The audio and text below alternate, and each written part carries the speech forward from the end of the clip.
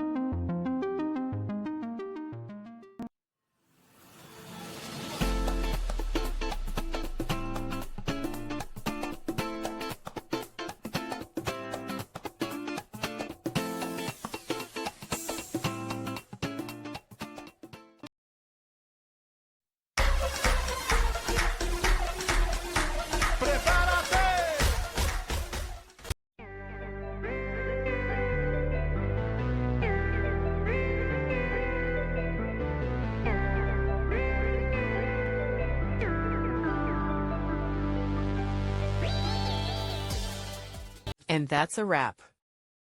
I hope you found the answer you were looking for. If you did, take a second to hit that subscribe button. It really helps out. And let me know in the comments which solution worked best for you. See you next time in the debug zone.